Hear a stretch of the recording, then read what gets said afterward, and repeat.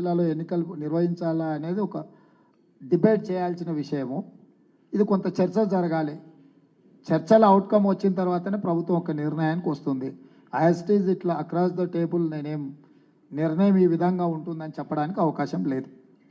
Sir Naveena from the Pioneer sir. ఇందాక కడపలో YS Jaganmohan Reddy మాట్లాడుతూ మీరు చంద్రబాబు నాయుడు మనిషి అని అన్నారు. కాంగ్రెస్ ఇండైరెక్ట్లీ టీడీపీని ఏపీ ఎలక్షన్స్లో సపోర్ట్ చేస్తుంది అని. But how do you react to this sir? Because it's chief minister making an allegation against chief minister. Jaganmohan Reddy garu మాట్లాడే మాటల్ని సొంత చెల్లి కన్న తల్లి నమ్మడం లేదు. సొంత చిన్నాయనకు జరిగిన పరిస్థితులు, ఆ రాష్ట్రంలో ఉన్న వాతావరణం వాళ్ళ కుటుంబ సభ్యులే చెప్తున్నారు. కన్న తల్లి సొంత చెల్లె విశ్వసించండి. జగన్మోహన్ రెడ్డి గారు ఏది మాట్లాడినా, నా మీద ఎలాంటి ఆరోపణ చేసినా దానికి ఏమాత్రం విలువ లేదు.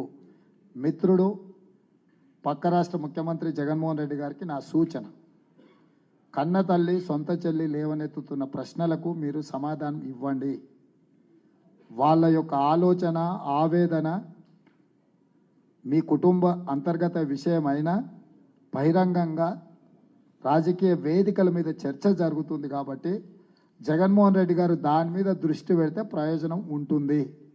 రేవంత్ రెడ్డి ఈరోజు కాంగ్రెస్ పార్టీ అధ్యక్షుడు, తెలంగాణ రాష్ట్ర ముఖ్యమంత్రి. రేవంత్ రెడ్డి లాయల్టీ 100%, 100/100% కాంగ్రెస్కి ఉంటుంది. వ్యక్తులతో వ్యక్తిగత పరిచయాలు, సత్సంబంధాలు, రాజకీయాలకు ఎలాంటి సంబంధం లేదు. చంద్రబాబు నాయుడు గారి పట్ల నాకు గౌరవం ఉంది కానీ రాజకీయ సంబంధాలు లేవు. వారితో ఉన్న రాజకీయ సంబంధాలను తెంచుకొని 2017 అక్టోబర్ 31 నాడు కాంగ్రెస్ పార్టీలో నేను చేరిన. నేను ఇప్పుడు కాంగ్రెస్ పార్టీకి బాధ్యత వహిస్తా. షర్మిల ఆంధ్రప్రదేశ్ కాంగ్రెస్ పార్టీ అధ్యక్షురాలు. ఖచ్చితంగా షర్మిల నాయకత్వాన్ని బలోపేతం చేయడానికి, ఆంధ్రప్రదేశ్లో కాంగ్రెస్ని గెలిపించడానికి నా వంతు సహకారం ఉంటుంది. కాబట్టి వారు కుటుంబ సమస్యల్ని పరిష్కరించే దాని మీద మనసు పెడితే బాగుంటుందని నేను సూచన చేస్తున్న వారికి. సీఎం గారు, నేను మధు అండి, ఆర్టీవీ నుంచి. బీజేపీ నుంచి వస్తున్నటువంటి ఎక్కువ అలిగేషన్లో ప్రధానంగా ఈరోజు ప్రధాని కూడా మాట్లాడారు. హైదరాబాద్లో మాట్లాడుతూ కాంగ్రెస్ అధికారంలోకి వస్తే ఆర్టికల్ 370ని మళ్ళీ పునరుద్ధరిస్తుంది, తర్వాత యూసీసీని ఇంప్లిమెంట్ కాకుండా చేస్తుంది, తర్వాత ట్రిపుల్ తలాక్ని మళ్ళీ లాగూన్ చేస్తుంది. ఈ రకంగా ఉంది సిచ్యువేషన్ అంటుంది. మరొకటి దీనికి యాడ్ ఆన్ ఏంటంటే హైదరాబాద్ ఎంపీ అభ్యర్థి గురించి మాట్లాడారు. కాంగ్రెస్ ఎంపీ అభ్యర్థి గురించి, అసదుద్దీన్ ఓవైసీని గెలిపించడానికి బలహీనమైనటువంటి అభ్యర్థిని కాంగ్రెస్ పార్టీ నిల్చోబెట్టింది అనేటువంటిది మాట్లాడు. ఈ రెండింటిపైన ప్లీజ్.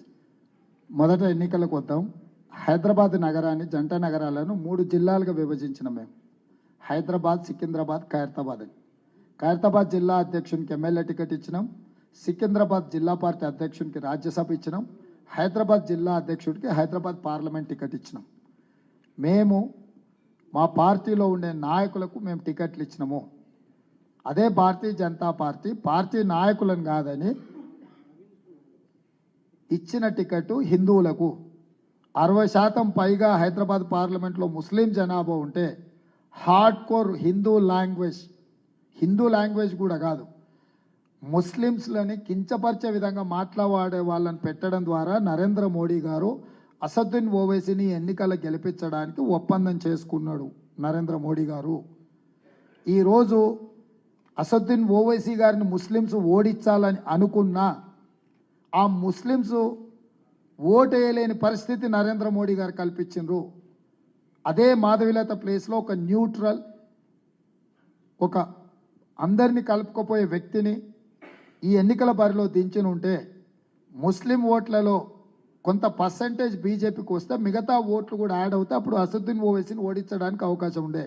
తీవ్రమైన వ్యతిరేకత ఉన్నది అసదుద్దీన్ ఓవైసీ మీద హైదరాబాద్ పార్లమెంట్లో. కానీ ఆ వ్యతిరేకత ఉన్నా సరే ఇటు పక్కన ఓటు వేయలేని పరిస్థితి కల్పించిందే నరేంద్ర మోడీ గారు. మీరు ముస్లిం ఓట్స్ని కంప్లీట్గా పోలరైజ్ చేసి అట్లాంటి లాంగ్వేజ్ వాడి వాళ్ళకు ఒకవేళ అసదును ఓడగొడదామన్న ఆలోచన ఉన్నా వాళ్ళకి విధి లేని పరిస్థితి కల్పించి అసదును గెలిపించడానికి నరేంద్ర మోడీ గారు వ్యవహరిస్తున్నారు. కాబట్టి ఇవన్నీ కూడా ప్రజల ముందలున్నాయి. నరేంద్ర మోడీ గారు మాట్లాడే భాషకు, భావానికి కాలం చెల్లిపోయింది. మోదీ గారు ప్రతిసారి మోదీ గ్యారంటీ అంటున్నాడు. నేను క్లియర్గా చెప్పిన ఐ టోల్డ్ దట్ మోదీ గ్యారంటీకి వారంటీ అయిపోయింది. వారంటీ అయిపోయిన మోడీ గారు ఏం చెప్పినా ప్రజలు విశ్వసించరు. मुख्यमंत्री जी एक मेरा सवाल है, क्या वाकई में तेलंगाना में निवेश रोका जा रहा है? क्योंकि आपने एक इंटरव्यू दिया क्या था, प्रमोद जी? हाँ, आपने एक इंटरव्यू दिया था, उसमें आपने कहा था कि टेस्ला को तेलंगाना में इन्वेस्ट करने से रोका गया और गुजरात में उसको फोर्स किया गया। क्या वाकई तेलंगाना में निवेश को रोका जा रहा है? जरूर, हर बार जो भी कोई मल्टीनेशनल कंपनी तेलंगाना स्टेट में इन्वेस्टमेंट करने के लिए आए तो केंद्र सरकार खासकर नरेंद्र मोदी जी, अमित भाई ने ये इन्वेस्टमेंट्स गुजरात ले जाने के लिए कोशिश कर रहे हैं. उन लोगों का इरादा एक ही है, जितना भी है गुजरात में इन्वेस्ट करना, स्पिल ओवर कुछ बचे तो हम पकड़ना है. टेस्ला नहीं, उसके साथ साथ भी बहुत सारे हैं. मैं 13 तारीख के बाद पूरा मैं लिस्ट दूंगा जो पहले तेलंगाना इन्वेस्टमेंट करने के लिए इधर आ चुका है, उसके बाद यहाँ छोड़कर गुजरात चले गए, कुछ लोग देश छोड़कर चला गए कि अभी ये केंद्र सरकार से कुछ परमिशन लेना है तो मोदी जी, अमित भाई ने जो कह रहा है वही काम करना है. जो नहीं कर सकता है वो देश छोड़कर जा रहा है. आज के तारीख में जहां तक मुझे पता लग रहा है टेस्ला ने चाइना जाने के लिए कोशिश कर रहा है. Hello, sir. Hi, sir. I'm Kapuli Mukherjee from News 18. And KTR recently said in an interview that you and Rahul Gandhi are issuing contradictory statements. If he's saying that Chaukidar chor hai, you are saying that the PM is Bade Bhai. If he's saying that Adani is bad, you are inviting Adani into the state. If he's saying that the Gujarat development model does not work, you are saying that it is one to follow. So do you think this will create a confusion in the minds of voters? 3 सवाल उठा है. पहले सवाल को मैं जवाब देना चाहता हूं. पहले सवाल है बड़ा भाई का मसला. India is union of states, तो हर प्रदेश के मुख्यमंत्री को प्रधानमंत्री big brother, he has to behave like a big brother. That is what my intention. I have told categorically, I have participated one developmental program with Narendra Modi ji. I have told him, but when you have said 5 trillion economy, if you wanted to grow that 5 trillion economy, I have one of the metropolitan city out of 5, Hyderabad, Mumbai, Bangalore, Calcutta, Delhi. So I have asked, I have demanded metro rail, Musi River development, ITIR corridor, other investments. So government of India has to give these permissions and funds. So that context I have told big brother. So now also I am stick on my statement. Any prime minister, it doesn't mean Narendra Modi Bada Bhai. Whoever is prime minister is a big brother for chief ministers. Number 2, Adani and other issues. Whereas there is a difference between Narendra Modi and Revanth Reddy. Narendra Modi ji has given ports, airports and national highways to Adani with peanuts. Whereas Revanth Reddy has taken his investments in Telangana. I have not given anything. I have taken his investments in India in Telangana to create employment and income to the state. So these are the thin lines. You have to understand what is my opinion and what is my context. What about Narendra Modi ji? చాలా ఆలస్యం అయిపోయిందండి. Last 2 ప్రశ్నలు మాత్రమే. Sir Prem sir HMTV నుంచి ఒక question. Congress party అధికారంలో ఉన్నన్ని రోజులు బాంబ్ బ్లాస్టులు జరిగాయి, బీజేపీ వచ్చి అధికారంలో ఉన్నన్ని రోజులు ఒక్క బాంబ్ బ్లాస్ట్ కూడా జరగలేని ఒకటి మోడీ సవాల్ ఇచ్చారు హైదరాబాద్లో. రెండవది, రాజ్యాంగం గురించి రిజర్వేషన్ల గురించి మాట్లాడుతున్న మీరు మీ ప్రభుత్వానికి సంబంధించినటువంటి మంత్రివర్గంలో కానీ ఎమ్మెల్యేల సీట్ల కేటాయింపులో ఎస్సీ ఎస్టీ బీసీలకు జనాభా దామాషా ప్రకారం సీట్లు ఇవ్వలేదని మీ పార్టీకి సంబంధించినటువంటి నేతలే చెప్పారు. రానున్న మంత్రివర్గంలోనైనా ఎస్సీ ఎస్టీ బీసీలకు జనాభా దామాషా ప్రకారం మంత్రివర్గంలో చోటు కల్పించే అవకాశం ఉందా? Good question. సార్, రుణమాఫీకి సంబంధించి మీరు ఖచ్చితంగా మీ మీద విశ్వాసం సన్నగిల్లుతున్న ఉద్దేశంతోనే మీరు దేవుళ్ళు ఎటు వెళ్ళినా దేవుళ్ళ మీద ఒట్టేసి చెప్తున్నారా? కారణం ఏంటి? దాని గురించి మీరు చెప్పారు 15 ఆగస్ట్ చేస్తామన్నారు. మీ భరోసాతోనే మీ అందరికి మీకు ఓటేశారు. బట్ మీ తర్వాత ఓటేయాల్సిన అవసరం అంతదాకా ఎందుకు వచ్చింది? శ్రీకాంత్ గారు, హరీష్ గారికి నాకు మధ్యలో జరిగిన సంవాదం చూస్తే మీకు సమాధానం దొరుకుతుంది. నేను చెప్పాల్సిన అవసరం లేకుండా నేను స్పష్టంగా చెప్పిన, మే 9 తారీఖు లోపల రైతు భరోసా మొత్తం నిధులు వేస్తా. నేను నిధులు వేస్తే చంద్రశేఖరరావు గారు అమరవీరుల స్తూపం దగ్గరకు వచ్చి మొక్కు నేలకు రాయాలి, ఒకవేళ వేయకపోతే నేను ముక్కు నేలకు రాస్తా అని చెప్పిన. 15 ఆగస్టు లోపల రైతు రుణమాఫీ 2 లక్షలు చేస్తా అని నేను చెప్పిన. హరీష్ రావు గారు నువ్వు చేయలేవు, నువ్వు చేస్తే రాజీనామా చేస్తా అన్నాడు. నేనేమన్నా నల్గొండలనే అనుకుంటా, యాదాద్రి లక్ష్మీ నరసింహస్వామి మీద ఒట్టేసి నేను చెప్తున్నా, నేను దేవుడిని నమ్ముతాను కాబట్టి 15 ఆగస్టు లోపల నేను రైతు రుణమాఫీ చేస్తా, మీరు రాజీనామా పత్రాన్ని జేబులో పెట్టుకోండి అని అంటే ఆయన పెద్ద సీసపద్యం వాళ్ళ మామగారు రాసి ఇచ్చిండ్రు, అది రాసుకొని వచ్చి అమరవీరుల స్తూపం దగ్గర డ్రామా చేసిండు. రాజీనామా పదే తెలంగాణ కోసం చేసిన అని చెప్పుకున్న హరీష్ రావు గారికి రాజీనామా అంటే రిజిగ్నేషన్ ఫార్మేట్ మీకు తెలుసు కదా, స్పీకర్ ఫార్మేట్. సో రాజకీయాలు వాళ్ళకే కాదు మాకు తెలుసు, అందుకే నేను ఈరోజు మీ ద్వారా కూడా హరీష్ రావు గారికి సూటిగా చెప్తున్నా, 15 ఆగస్టు లోపల నేను రైతు రుణమాఫీ చేసి తీరుతా, రాజీనామా చేసి శాశ్వతంగా ఎన్నికల్లో పోటీ చేయనని హరీష్ రావు గారు మాట ఇచ్చింది, ఆ మాటకు కట్టుబడి ఉండాల్సిందిగా వారిని విజ్ఞప్తి చేస్తున్నా. లాస్ట్ ప్రశ్న అండి, ఒకటే ప్రశ్న. రేవంత్ రెడ్డి గారు ఒక్క నిమిషం. ఇప్పుడు మోడీతో డే అంటే డే అంటున్నారు, భవిష్యత్తులో కేసులు ఎదుర్కోవడానికి సిద్ధంగా ఉన్నారా? 2, మీ ప్రియమైన సిస్టర్ని గెలిపించడానికి ఏపీలో ఎందుకు పర్యటించలేదు? ఆవిడే పెద్ద నాయకురాలు, ఆవిడనే 175 మంది ఎమ్మెల్యేలను గెలిపించే ప్రయత్నం చేస్తుంది. ఆవిడని గెలిపించడానికి రాహుల్ గాంధీ గారు ఆ రాష్ట్ర పర్యటనకి వెళ్తున్నారు. నాకు నా రాష్ట్రంలో 17 మంది పార్లమెంటు సభ్యులను గెలిపించే బాధ్యత నా మీద ఉన్నది. మా కార్యక్రమాలు ఏఐసిసి మానిటరింగ్ చేస్తుంది, ఎవరు ఎక్కడికి వెళ్ళాలి, ఎవరు ఎక్కడ ఎన్నికల ప్రచారం చేయాలా అనేది. కాబట్టి పార్టీ ఆదేశాల మేరకే మేము పనిచేయడం జరుగుతుంది. సార్ కొండంటి సార్, నియోజకవర్గాల విభజన అన్నది దక్షిణాది మీద కత్తిలా వేలాడుతుంది అంటున్నారు. ఎటు రేపు ఇండియా గవర్నమెంట్ వస్తుందని అంటున్నారు, ఎటు మోడీ దిగిపోతున్నారు. మీ విధానం ఎలా ఉండబోతున్నది ఒకటి. రెండోది 9 లక్షల కోట్లు తెలంగాణకి ఇస్తే మీరు లేని గుడ్డును గాడిద గుడ్డును తీసుకొచ్చి ప్రజలకు చెప్తున్నారు అంటున్నారు, బాధపడుతుంది. ఇప్పుడు ఈ పునర్విభజన అనేది ప్రమాదకరంగా ఉంది, మోడీ వస్తే అది మెడ మీద కత్తే అని చెప్పినాం. అందుకే ఇండియా కూటమి రావాల్సిందే అని చెప్తున్నాం. పూర్తి స్థాయిలో చర్చించి దామాషా ప్రకారం ఏ రాష్ట్రాలలో ఎన్ని సీట్లు ఉన్నాయో ఆ ప్రాతిపదికన పెంచే ప్రతిపాదన తెచ్చినప్పుడు సౌత్కు నష్టం జరగదు. జనాభా ప్రాతిపదికన గతంలో జరిగిన నియోజకవర్గాల పునర్విభజన టర్మ్స్ ఆఫ్ రెఫరెన్స్ ఉంటే తెలంగాణకు నష్టం జరుగుద్ది. కానీ ఉన్న సీట్ల ప్రాతిపదికన 80 సీట్లున్న ఉత్తరప్రదేశ్కు ప్రపోర్షనేట్గా ఎంత పెరగాలి, 17 సీట్లున్న తెలంగాణకు ప్రపోర్షనేట్గా ఎంత పెరగాలి, 25 సీట్లున్న ఆంధ్రప్రదేశ్కు ప్రపోర్షనేట్గా ఎన్ని పెరగాలి అనే ప్రపోర్షనేట్గా పెంచితే మన రిప్రజెంటేషన్కి నష్టం జరగదు. గతంలో ఒకసారి నియోజకవర్గాల పునర్విభజన జరిగినప్పుడు ఈ ప్రపోజల్ వచ్చింది, నాకు తెలిసి అప్పుడు ఆ విధంగానే జరిగింది అనుకుంటున్నాను, పెద్దలు రామచంద్రమూర్తి గారు చెప్పాలి.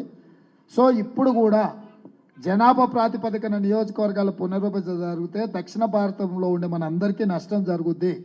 దాన్ని ఏ మాత్రము ఏకీభవించమో, దాన్ని పూర్తిగా వ్యతిరేకిస్తున్నామో. దామాషా ప్రకారం ఇప్పుడున్న రిప్రజెంటేషన్ ప్రకారమే సీట్లు పెంచినప్పుడు మనకు నష్టం జరగకుండా ఉంటుంది.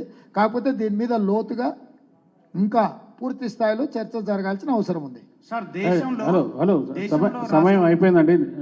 నిజంగా చివరి ప్రశ్న నరసింహారావు గారు, ఈనాడు నరసింహారావు గారు. My suggestion is, sir, one second. The TV okay, but print deadline వచ్చింది, అందుకనే better to last one question. Last question. Sir దేశంలో, సార్ రేవంత్ రెడ్డి గారు, దేశంలో ఇలా రేవంత్ రెడ్డి వ్యాఖ్యలు హాట్ టాపిక్గా మారాయి. ఉత్తరాదిలో కూడా ఈ యొక్క రిజర్వేషన్ రాజ్యాంగం అనేటువంటి అంశం పైన ఒకవేళ బీజేపీ అలాంటి చర్యలకు పూనుకుంటే ధర్మయుద్ధమే జరగబోతుందని చెప్పేసి అనేక సంఘాలు ఇప్పటికే హెచ్చరిస్తూ ఉన్నాయి. మీరు ఉత్తరాదిలో ఈ రకమైన ప్రచారం చేయబోతారా, లేకపోతే మీరు ఒకవేళ ఇండియా కూటమి కనుక అధికారంలోకి రాకపోతే తెలంగాణ రేవంత్ రెడ్డి బీజేపీకి టార్గెట్గా అయ్యే అవకాశం ఉందా? ఇప్పుడు నేను అడిగేది ఏంటంటే ఇది హాట్ టాపిక్ కాదు, రిలవెంట్ డిస్కషన్. ఇప్పుడు రిలవెన్స్ ఉన్నది మేము లేవనెత్తుతున్న అంశాలకు. సరే జాతీయ స్థాయిలో ప్రచారం కల్పించాలన్నా, జాతీయ స్థాయిలో ప్రచారం చేయాలన్నా అనేది పార్టీ నిర్ణయిస్తుంది.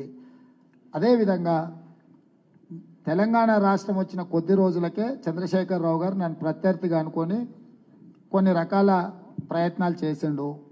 దాంతో జరిగిన పరిణామాలు మీరు చూసిండ్రు.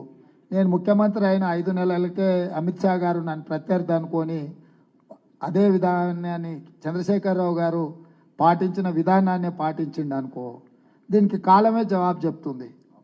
చివరి ప్రశ్న నేనే అడుగుతున్నానండి. తెలంగాణ ఎన్నికల ఫలితాల్లో మీ దృష్టిలో కాంగ్రెస్ పార్టీ తర్వాత రన్నర్ అప్గా బీజేపీ వస్తే బాగుంటుందా, బీఆర్ఎస్ వస్తే బాగుంటుందా? రాష్ట్రానికి ఏది క్షేమం అని మీరు అనుకుంటున్నారు? అంటే ఏదేమైనా నేను చెప్పేది ఏంటంటే, ఈ రాష్ట్రంలో భారతీయ జనతా పార్టీ వేలునుకోవడం అనేది ఈ సమాజానికి మంచిది కాదు. ఇది ఎన్నికల ప్రయోజనాలను దృష్టిలో పెట్టుకొని చెప్పడం లేదు. తెలంగాణ ప్రయోజనాలను, తెలంగాణ సమాజంలో ఉన్న సామాజిక వర్గాల యొక్క కూడికను, అంటే ఈ విధానాన్ని చూసి నేను చెప్తున్నా 100% భారతీయ జనతా పార్టీ తెలంగాణ సమాజానికి అత్యంత ప్రమాదకరంగా పరిణమించబోతుంది. ఇది రాజకీయాన్ని దృష్టిలో పెట్టుకొని చెప్పడం లేదు, ఇక్కడ ఉన్న వర్గాల యొక్క సమీకరణలను దృష్టి పెట్టుకొని చెప్తున్నా. భారతీయ జనతా పార్టీ ఒక్కసారి ఇక్కడ వేలు అనుకున్నదంటే ఇక్కడ శాంతి అనేది మనం మర్చిపోవాల్సిందే. అధికారాన్ని నిలబెట్టుకోవడానికి ఖచ్చితంగా జాతుల మధ్య, తెగల మధ్య, మతాల మధ్యలో పంచాయతీ పెట్టి ఇక్కడ ఉన్న అభివృద్ధిని, ఇక్కడ జరుగుతున్న సంక్షేమాన్ని పూర్తిగా దెబ్బతీస్తుంది. దానికి ఉదాహరణ ఉత్తరప్రదేశ్ అని నేను కేటగారికల్గా కోట్ చేసిన. ఢిల్లీ పార్లమెంట్ హౌస్ నుంచి just 25 minutes walk away Noida. ఏ రూపాయి ఇన్వెస్ట్మెంట్ రావడం లేదు. ఎందుకు? కేవలం భారతీయ జనతా పార్టీ మత ప్రాతిపదికన మనుషుల మధ్యలో, మతాల మధ్యలో, జాతుల మధ్యలో చిచ్చు పెట్టి అధికారాన్ని నిలబెట్టుకోవడానికి చేస్తున్న ప్రయత్నాలు ఇది శాంతి భద్రతల సమస్యగా పరిణమిస్తుంది. శాంతి భద్రతలు లేని రాష్ట్రంలో కానీ దేశంలో కానీ ఎవరు పెట్టుబడులు పెట్టరు. పెట్టుబడులు పెట్టకుండా ఉద్యోగ ఉపాధి అవకాశాలు, రాష్ట్రం యొక్క ఆదాయము పెరగదు. కాబట్టి ఇంకెవరు గెలుస్తారు అనేది పక్కన పెట్టండి. బీజేపీ మాత్రం ఈ రాష్ట్రంలో ఏ ఒక్క సీటు కూడా గెలవకూడదు అనేది నా విధానము, మా ఆలోచన. నేను ఈ తెలంగాణ విస్తృత ప్రయోజనాలను దృష్టిలో పెట్టుకొని నేను కేటగారికల్గా మాట చెప్తున్నాను. బీజేపీ అనేది తెలంగాణకు for ever become an cancer. So అది పూర్తిగా తొలగించాల్సిన అవసరం మనందరి మీద ఉంది. థ్యాంక్ యూ ముఖ్యమంత్రి గారు. చాలాసేపు మాకు సమయం వెచ్చించినందుకు, అట్లాగే మా సీనియర్ జర్నలిస్టులు అందరితో ముచ్చటించినందుకు. ముఖ్యమంత్రి గారు కొన్ని కేటగిరికల్గా చాలా స్ట్రాంగ్ స్టేట్మెంట్స్ ఇచ్చినారు. But we have to see how people react and vote in Telangana. Thank you very much, sir, for sparing time. And on behalf of Press Club Hyderabad, I thank all the senior journalists who have come on our personal invitation and the invitation of the CMO as well. And I program conduct చేసిన Andhra Jyothi editor Srinivas గారికి, అట్లాగే press academy chairman Srinivas Reddy గారికి, మా press club అధ్యక్షులు వేణుగోపాల్ నాయుడు గారికి, అట్లాగే మా press club committee అందరి తరఫున ముఖ్యమంత్రి గారికి ధన్యవాదాలు తెలుపుతూ, 2 రోజుల్లో ఎలక్షన్ ఉంది. మా జర్నలిస్ట్ అందరి తరఫున కూడా మీకు we wish you all the best sir, and we hope you most successful and lead the state. And I request all of you to join for dinner, though it's bit late, but ముఖ్యమంత్రి గారు కూడా మనతో కొన్ని senior జర్నలిస్ట్తో ఆయన భోజనం చేస్తారు. So please join us for dinner, and thank you very much. I'm happy for this event.